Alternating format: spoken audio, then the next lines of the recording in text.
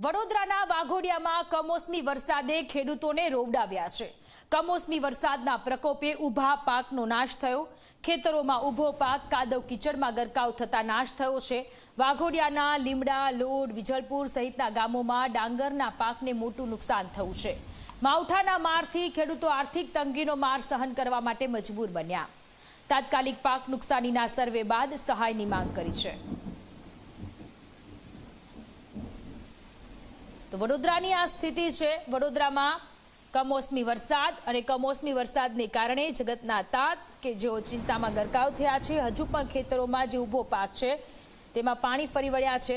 ત્યારે ખેડૂતોની વ્યથા જાણવાનો ઝી 24 કલાકે પ્રયત્ન કર્યો છે અને સરકાર વહેલી તકે સર્વે કરી અને સહાય ચૂકવે તે પ્રકારની માંગ કરી છે।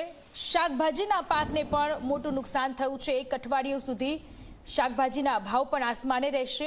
ખેડૂતોને અત્યારે જે ખેડૂતોએ શાકભાજીનું વાવેતર કર્યું હતું એમાં ફૂગ લાગી ગઈ છે અને તાત્કાલિક સરકાર સર્વે કરી અને સહાય ચૂકવે તેવી માંગ કરી છે। મુખ્યમંત્રીએ પણ 2 દિવસનો સમય આપ્યો છે કે વહેલી તકે સર્વે કરવામાં આવે। વડોદરાની આ સ્થિતિ છે, લીમડા, લોડ, વેજલપુર કે જે આ પાકને નુકસાન થયું છે।